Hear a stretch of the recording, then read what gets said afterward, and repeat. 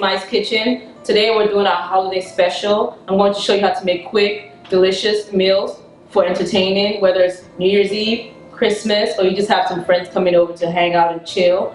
Today's show, I have my friend Neneh here from Stiletto Moms Radio. Thank you so much for having me, Mai. Oh, you're welcome. I'm so glad you're here. Today what I'm going to make is my African paella. Really what it is just like a regular paella with all the seafood. I'm going to include lobster, scallops and shrimp. Oh and goodness. It's really spicy yellow rice. So it's going to be yellow and, colorful. I'm also making my salmon, which is really delicious. It's just really a simple, quick recipe that anyone can make, as well as the African salad. You know the African salad. Oh, I know the African salad very, very well. Right, you go to the parties and it's like big trays of salad, right. everything like thrown in it, right? But we're not going to put everything in it today. No. Right, okay. So today, because we're trying to keep it healthy. Right, Exactly. So Mai, salmon is not a fish that a lot of people know how to cook. I mean, we cook salmon in our house a certain way, but I know a lot of friends of mine who don't choose salmon as their fish of choice. So how would you suggest people cook salmon? So salmon is one of those fish that's really like hard to cook. You have to really get it right. First of all, you have to make sure you cook it at the right temperature. Don't overcook it.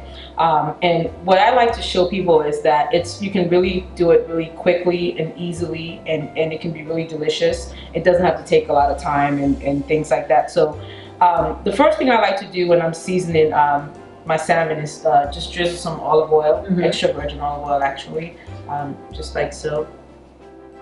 And why extra virgin? It just gives it a really nice flavor, and then when I put the seasonings, it really sticks to it and just enhances the flavor of the salmon. So I just drizzle some olive oil, and I'm going to squeeze some lemon. And what does lemon do to the fish? Oh, the citrus, it gives it a little flavor, a little kick, Yeah, salmon's pretty tricky because you can definitely overcook salmon where it becomes really dry, or it can be undercooked where it's almost, supposed to be like a sushi in sushi. And Right. So just squeeze some lemon, like this, about one. So here I have 10 salmon fillets. Okay. So now we're going to add paprika.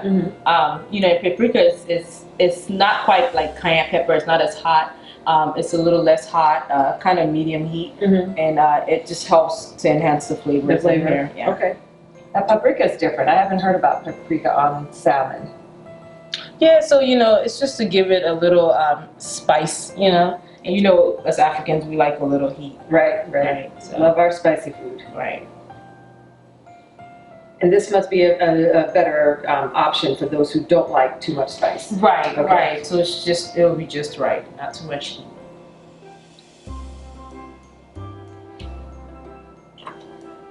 And then we have dill. Now dill is really good with fish. Right. It really wakes up the flavors. I like sea salt. It just gives it that really nice flavor. What's the main difference between sea salt and regular table salt?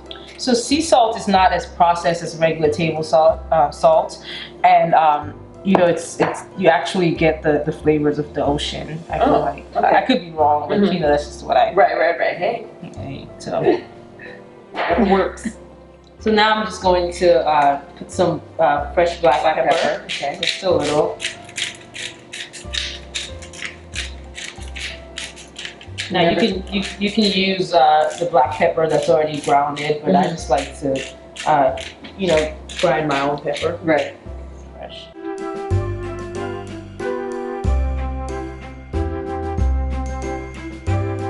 So we usually broil our salmon. How are you going to make this one? So I usually pan fry my salmon, and what I do is I mix a combination of olive oil and butter in the pan, and then I quickly pan fry it, and then I just grill it for like 10 minutes. Oh, wow. So yeah. And then you grill it in the oven? In the oven, for like 10 minutes. Okay, and so again, I'm definitely one that I'm very precise when I come to, when I'm cooking. Right. So is it 350? Is it at 400? So I use 425. 425. Right? Okay. So it quickly grills it, and again it keeps it moist and just crisp on the outside. Right. So. Okay. Now that the olive oil and the butter has melted and, you know, they've married, I'm just going to add the fish. So again, I'm pan frying the salmon on high heat, just on both sides for about like 4 minutes. Let me go ahead and give this a quick turn.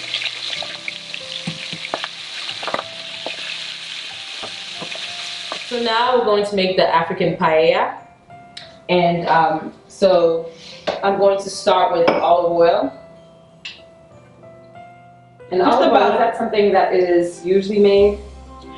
Well, no. Usually people use oil, like vegetable oil or you know, canola oil. But I use a lot of olive oil, you know, because of the flavor and it's healthier. So I just place about a cup of olive oil in here.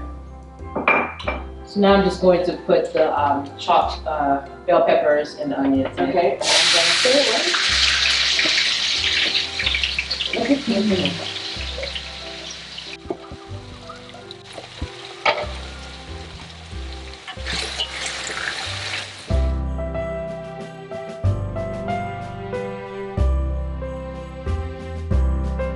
So what was in that seasoning? Because it looked like it was a mixture of different things. Yeah, so I had sea salt, black pepper, thyme. I had some house seasonings, you know, seasoned salt, and seasoning for the coloring. It's called Salmon seasoning to give it the yellow color. It has some spices in that as well. So yeah. Now I've sauteed the onions and the bell peppers for 10 minutes. And now I'm going to pour the rice. This is jasmine rice. It's very good rice when you're making, you know, like fried rice and things like that. So I'm just gonna pour, this is 4 cups of rice here. It's gonna make 8 servings. So this is a different way I've seen cooking rice, where are you gonna add water where the rice has to boil? Yes, I'm going to put 8 cups of water since I have 4 cups of rice here. So lobster is not necessarily a fish that I would definitely go toward, and I don't even know if it's an actual fish, but I'm going to call it a fish for this show's sake. But it's definitely not something that I would cook. I mean, obviously I eat lobster, I'll go to a restaurant, I'll eat it, or somebody else makes it, but I've never actually seen anybody make it fresh like this. So walk me through, what is this? So, you know, this was really easy because I bought the lobster tails and, you know, it was just really easy to pull the meat out as opposed to buying a whole lobster and, you know, dissecting it and all of that. And lobster, for me, lobster really gives, you know, my food really good flavor. So I like to cook with it. Right. And it's something that's easy to cook with, you know. Again, you just take it off the shell, chop it up, and you just put it in your stew or whatever you're making. Okay. So, and it cooks really quickly. You just want to make sure you don't overcook it. Overcook it, okay. And do you season it? You know, no, I do not season it because I'm going to add it to my stew that's already seasoned. So you don't want to, you know, season it too much. If I were preparing it separately, then I would. Okay. So what I'm doing now is I'm chopping up some scallops, and then I'm going to put them in the rice with the shrimp and the lobster. And it's not important to take off the tail of the shrimp? No, it's not. You know, it's based on preference. Some people like the tail on, some people like the tail off. I actually just like the tail on because when you cook it, you know, it just is sticking up in the rice. But it makes it look pretty. Makes it look pretty. So now I'm going to put the seafood in, the shrimp, the scallops, and the lobster.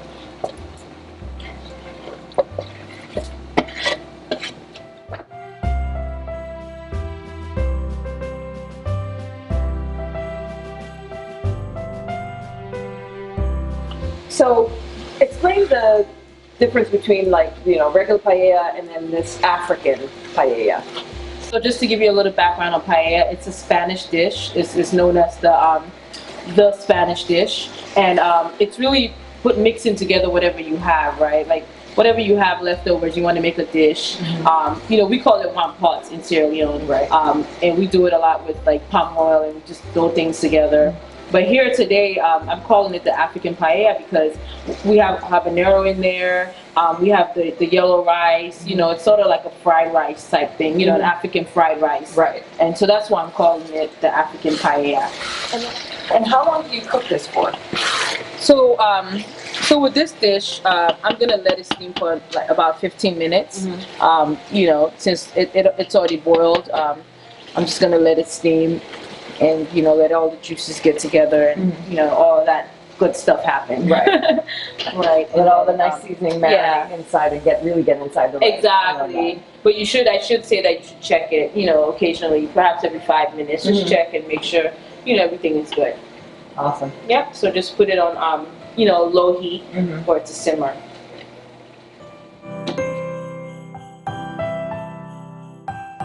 Let's first start with the kale. It's just like layering up, right? The ingredients. Right, exactly.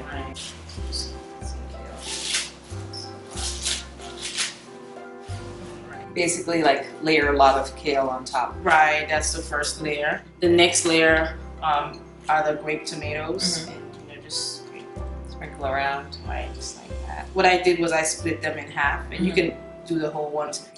So next, I'm going to put baked beans, and these are just Heinz baked beans. So I'm just gonna pour it on. I love baked beans. Yeah, baked beans are really good.